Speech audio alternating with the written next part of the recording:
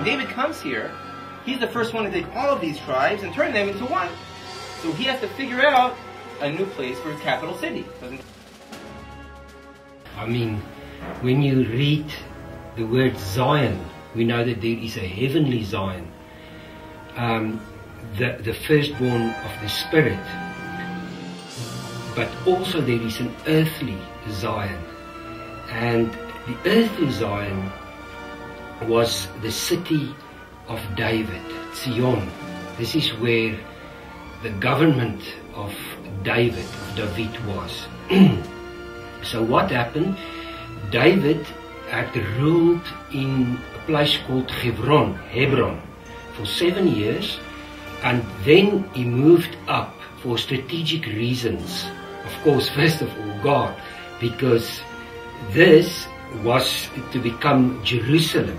King David comes here, he's the first one to take all of these tribes and turn them into one. So he has to figure out a new place for his capital city, because until then he didn't have a capital city. Now, King David was from the tribe of Judah. He was born in Bethlehem. So which tribe is he going to put his capital city? Judah. Judah. And that's where he starts. He has to be a king in the tribe of Judah. Hebron, until today, it's the center of the Judean mountains until he was there for 7 years. But not just the tribe of Judah. And David at that point leaves his tribe and comes to a place that belongs to which tribe? Benjamin. To know what? It's on the border of Benjamin and Judah. It doesn't belong to anybody. Why? Because if it doesn't belong to anybody... And what we had was that it was a stronghold, called the stronghold of the Jebusites. And it was so fortified, in fact, that that the Jebusites, that they were so sure of themselves, that they said, or they shouted to David, that actually the blind and the lame will be able to defeat you, will conquer you, will keep you out of this place. The blind and the lame will keep you out of here. But then we read in the Word of God that nevertheless David took the stronghold of Zion, that is the city of David. And this then, it became his city. King David wants to come here and turn this city into his capital. Now, what did the Jebusites say to him? You have no chance. I've been here for hundreds of years. Joshua, with his mighty armies, didn't manage to conquer me. Who are you? I mean, David did not have a large army. How did he win the battle with Goliath, for instance? The stone. The stone. Said the Jebusites say to David, what, are you going to come here to the bottom of the valley and throw stones at us? Maybe for one person it was enough, but for a whole city, you have no chance. How do I know that? That's what they said. Because that's what it says right here in the book. And the king and his men came to Jerusalem to the Jebusite inhabitants of the land, who spoke to David, saying, Jebusites said, David, thou shalt not come here, even if thou remove the blind and the lame. Thou shalt not come here. Thinking David cannot come and capture the city. And David said on that day, whoever takes the city by the way of the water shaft.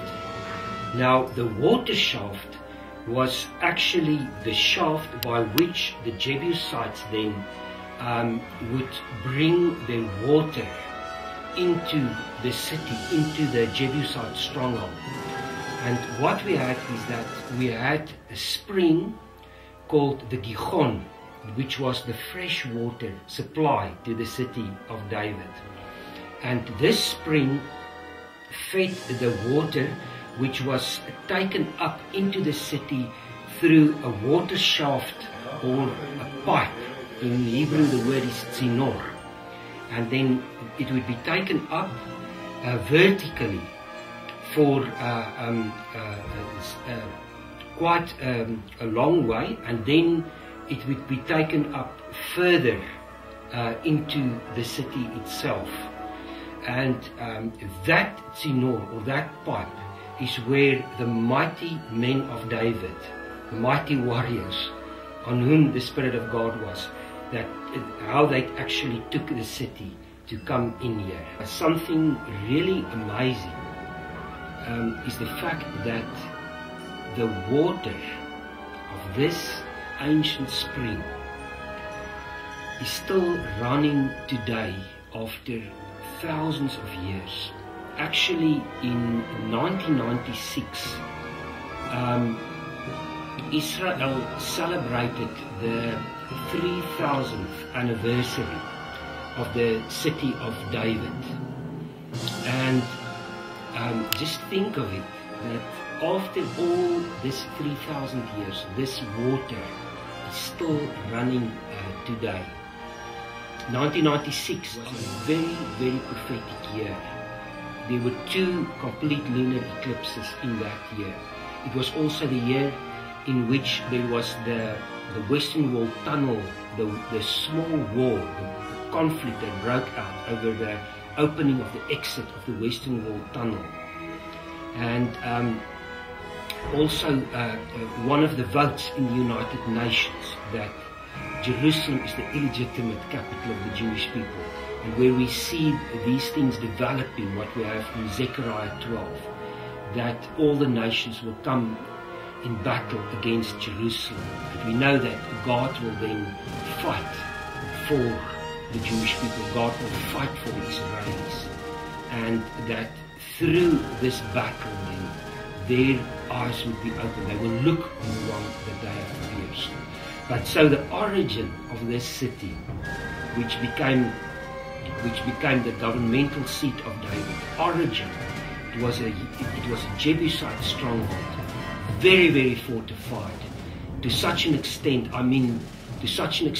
that they shouted to David, or that they said to David, that even the blind and the lame will keep you out of here. And they probably must have known about David's, how he defeated Goliath.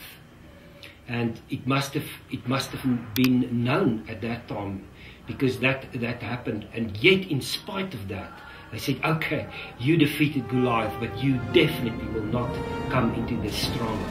But nevertheless, David took the stronghold of Zion, and it became the city of David.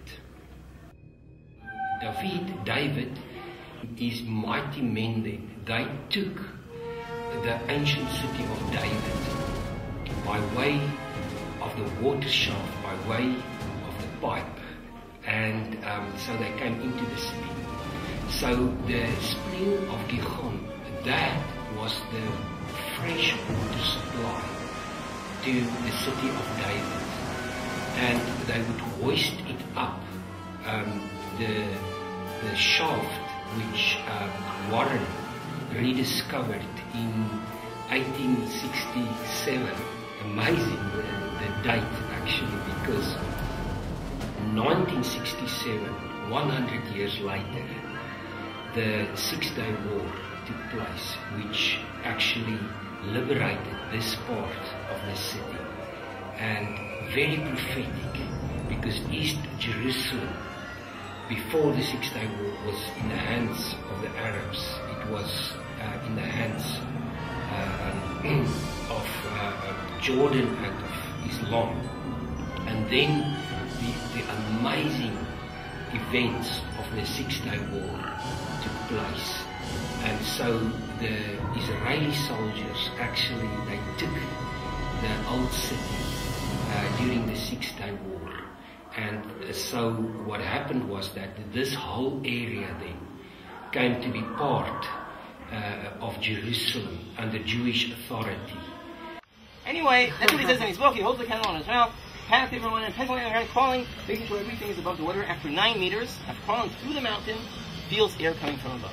Takes the candle out of his mouth, looks up, and he sees there's a hole in the mountain. Now the water keeps going. He leaves the water, and he starts to crawl up, straight up through the shaft that he sees. He sees everything through his trusty helper, trusty sidekick, Sergeant Bertles, and starts to crawl up. Hand over foot, just like that. 3 stories high, 11, 12 meters, till he gets to another passageway carved out in the stone. It's filled almost up to the top with dirt and debris and tread. They cleared it out since then, so we're not going to have to crawl, but he was the first one he had to crawl. For 40 meters, he crawls right up till he gets right here. He goes outside, and he says, wait a second, I'm on top. I'm inside the city. That was before they discovered the walls. Those walls were discovered in the 1960s, and he was here in the 1860s. But he understands where he is. He's inside the city, on top of the mountain. What does he discover? A secret passageway, carved out thousands of years ago, for people to go in here with their water on, with their buckets on their shoulders, go inside here, down the secret passageway, all the way down to the water, fetch their water in their buckets, put them on their shoulders, and, well, shove them back into the city, just like that. This is the hole that Warren climbed up.